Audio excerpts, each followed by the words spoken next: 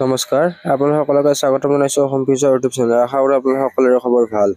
তো এই ভিডিঅ'টোত আজি আমি Srimanta Sankardev university of health ছায়েন্সৰ bachelor in pharmacy B Pharm আৰু ডিপ্ল'মা ইন ফাৰ্মাচীৰ এডমিশ্যনৰ কথা আলোচনা কৰিম। তো বি ফাৰ্ম আৰু ডি ফাৰ্মৰ কাউন্সিলিংটো 12 আৰু 13 আগষ্ট তাৰিখে হৈ গ'ল। কাউন্সিলিং এটেণ্ড কৰাসকলে গম পাইছে সিহঁতে কোনখন কলেজত চিট পাইছে। তো এই ভিডিঅ'টোত ইয়াৰে এডমিশ্যনৰ ফিজ বা কলেজ চেঞ্জ কৰিব বিচাৰিছে কেনেকৈ কলেজ চেঞ্জ কৰিব, ছেকেণ্ড কাউন্সিলিং আৰু এডমিশ্যনৰ টাইমত কি কৰা, এই সকলোবিলাক তথ্য এই ভিডিঅ'ত জনাম। তো যদি চেনেলটোত প্ৰথমবাৰৰ বাবে আহিছে তেনেহ'লে ছাবস্ক্ৰাইব কৰি কাষত থকা বেল আইকনটো অন কৰি থৈ দিব।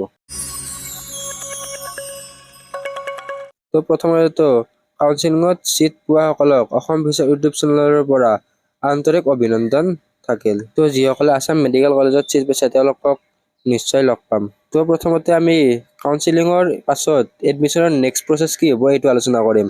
তো কাউন্সিলিঙৰ পাছত এতিয়া ডাইৰেক্টৰ অফ মেডিকেল এডুকেশ্যন চমুকৈ ডিএমিৰ ফালৰ পৰা এখন নতুন নটিচ জাৰি কৰিব।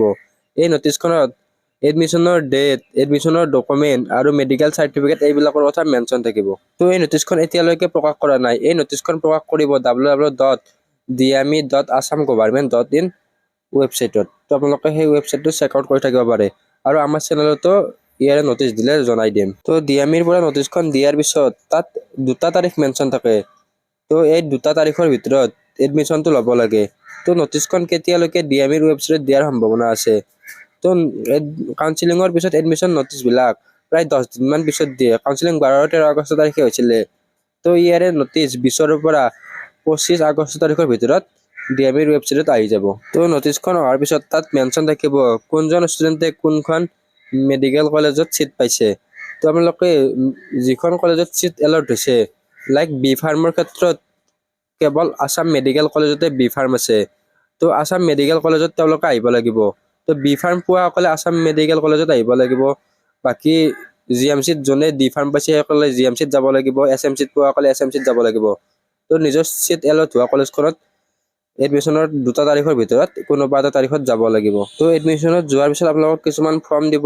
তো এই ফৰ্মবিলাক ফিল আপ কৰিব লাগিব আৰু তাত আপোনালোকৰ এটা মেডিকেল চেকআপ হয়। তো মেডিকেল চেকআপত আপোনালোকে বেছি ভয় কৰাৰ একো প্ৰয়োজন নাই। তো ইয়াতে চকু, কাণ এইবিলাক চেকআপ কৰিব আৰু বহুত চেকআপ কৰে। তো ইমান ভয় কৰাৰ একো নাই। যদি কোনোবাই চশমা পিন্ধে তেনেহ'লে কোনো ধৰণৰ প্ৰব্লেম নাই। তো এইবিলাক মেডিকেল চেকআপ হোৱাৰ পিছত আপোনালোকক মেডিকেলৰ পৰা এখন ফিটনেছ চাৰ্টিফিকেট দিব। এইবিলাক সকলোবিলাক জমা দিব লাগিব। এই সকলোবিলাক কলেজতে হৈ যাব, আপোনালোকে এক্সট্ৰাকৈ কৰাৰ প্ৰয়োজন নাই। তো এইখিনি প্ৰচেছ। বাকী এডমিশ্যনৰ নটিচখন দিয়াৰ পিছত ইয়াৰ ওপৰত ভালকৈ ভিডিঅ' বনাম। এতিয়া এডমিশ্যনৰ ফিজ কিমান হ'ব পাৰে। তো দুয়োটা বি ফাৰ্ম আৰু ডি ফাৰ্মৰ এডমিশ্যন ফিজটো আপোনালোকৰ মাজলৈ লৈ আহিছোঁ। বাকী ভিডিঅ'টোৰ আগলৈ আগবঢ়াৰ আগতে আপোনালোকৰ যে B Pharm, D Pharm, GNM, BMLT, ডিএমএলটিৰ এডমিশ্যনৰ কাৰণে ইণ্টাৰেষ্ট হয়, নেপেটছ গ্ৰুপ অফ ইনষ্টিটিউটখনত ল'ব পাৰে। এইখন অসমৰ আগশাৰীৰ প্ৰাইভেট শিক্ষানুষ্ঠান হয়। এইখন গুৱাহাটীত অৱস্থিত আৰু এইখন SSUHS, PCI, INC approve college হয়।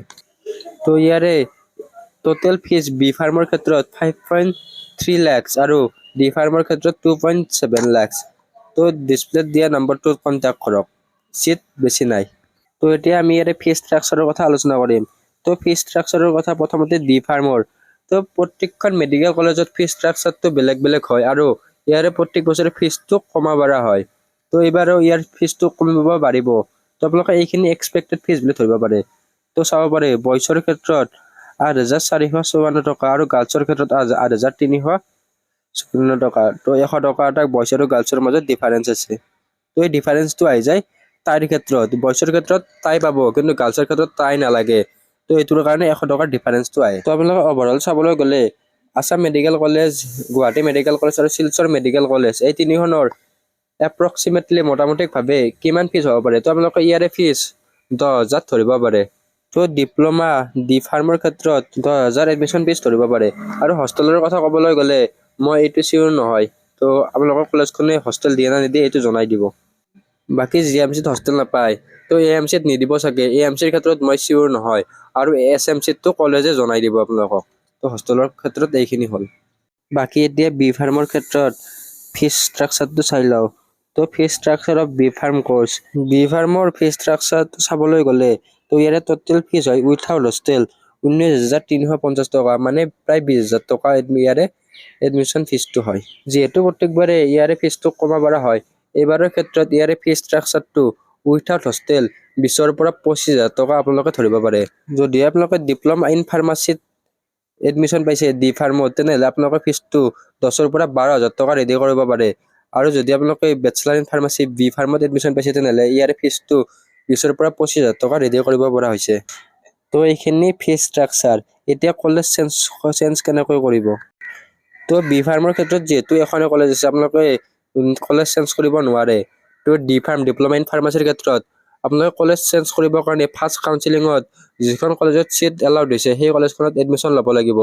লাইক আপোনালোকে এতিয়া ফাৰ্ষ্ট কাউন্সিলিঙত AMC বা GMCত চিট পাইছে, কিন্তু ছেকেণ্ড কাউন্সিলিঙত শিলচৰ বা ক'ৰবাত যাব খোজে, তেনেহ'লে আপোনালোকে ফাৰ্ষ্ট কাউন্সিলিঙত এডমিশ্যন পোৱা কলেজখনত চিটটো বা এডমিশ্যনটো লৈ ল'ব লাগিব।